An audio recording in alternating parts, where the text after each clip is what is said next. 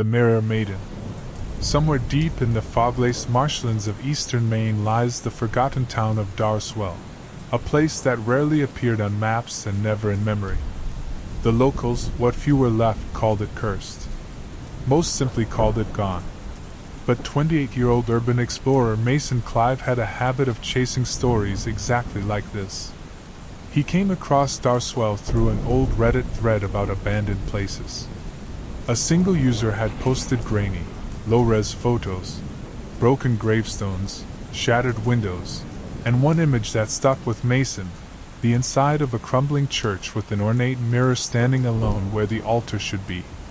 No caption. No explanation. Just the title, "She Lives in the Glass." Mason couldn't resist. He arrived at Darswell after a full day's drive. The GPS signal cut out 6 miles from the town limits, but he pressed on, following the directions he'd memorized. Weeds choked the road, and trees grew so close together it felt like driving into a tunnel. Eventually, the ruins began to appear. Faded signs, rusted mailboxes, houses rotting into their foundations. Darswell was deathly quiet. He parked near the old church from the photo. The air was damp, metallic. The front doors had collapsed inward, revealing a yawning dark interior. As he stepped inside, the floor groaned but held. There it was. The mirror.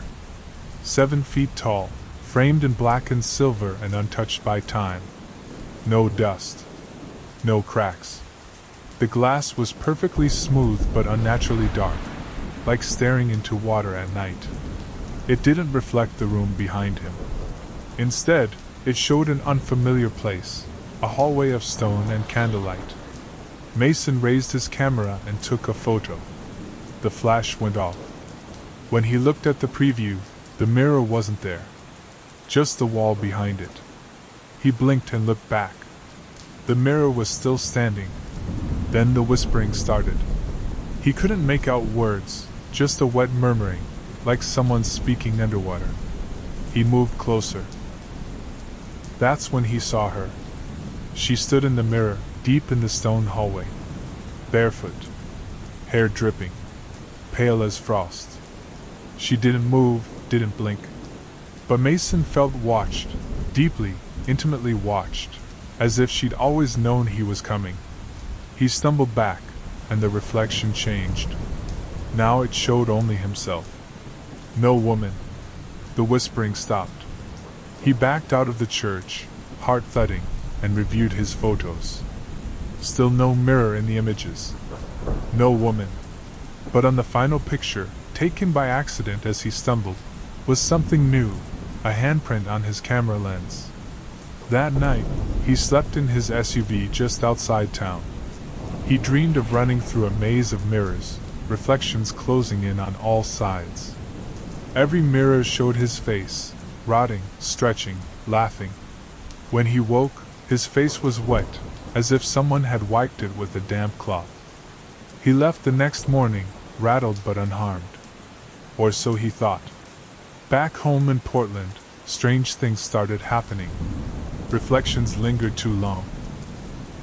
His own face began to shift subtly, mouth twitching when it shouldn't, eyes blinking out of sync. Mirrors he passed fogged up without reason, sometimes spelling out words that vanished before he could read them. One night, shaving in the bathroom, his reflection smiled before he did. He dropped the razor. A fine line of blood crept down his cheek. And in the foggy mirror, behind his reflection, stood the woman.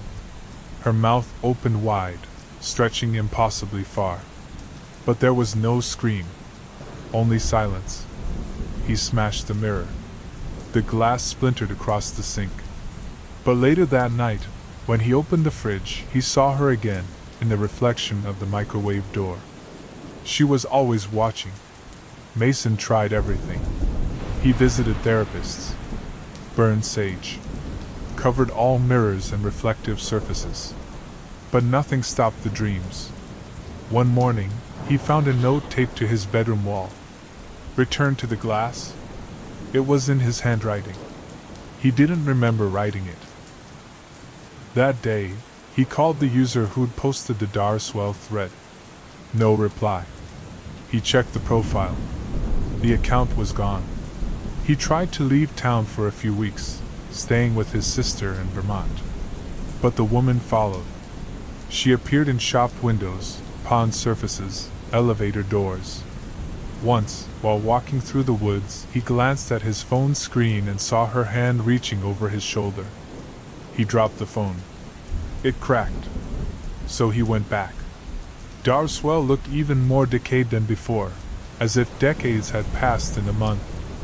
The mirror was still in the church, untouched. Waiting. He brought a sledgehammer. He approached it slowly, whispering to himself that it wasn't real. Just a story. Just a trick. The woman stepped forward. She was clearer now. Her face was stitched at the mouth, her eyes sewn shut with black thread.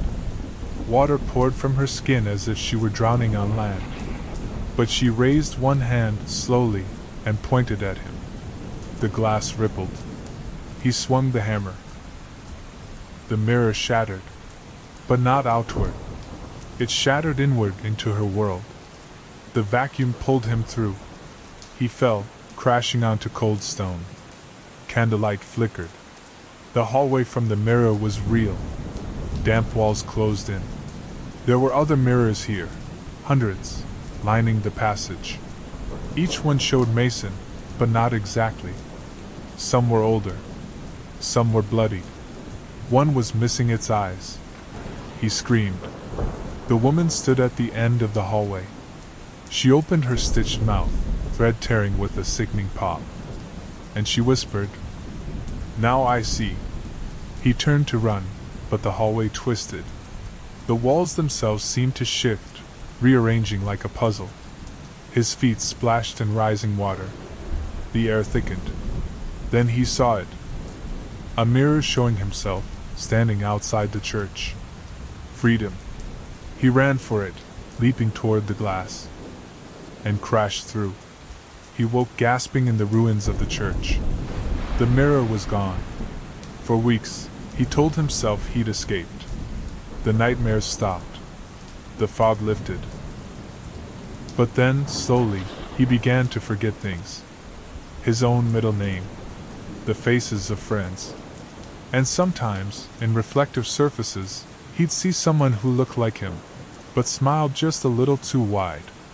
Then came the water, dripping from the walls, running from his skin, as if he were drowning from the inside out. One night, Mason walked into his bathroom. He'd uncovered the mirror, just to check. His reflection stood there, still, smiling, and whispered, "Now I'm real." Mason's body was found weeks later in an abandoned motel bathtub. No wounds, no water in his lungs. But every mirror in the room had cracked, inward. No one ever found the mirror from Darswell. But sometimes, in forgotten towns or backroom antique shops, a tall, black and silver mirror appears. And if you look closely enough, sometimes you'll see her, smiling, waiting. Because once you've seen her, she never stops watching. Not until you're part of the glass.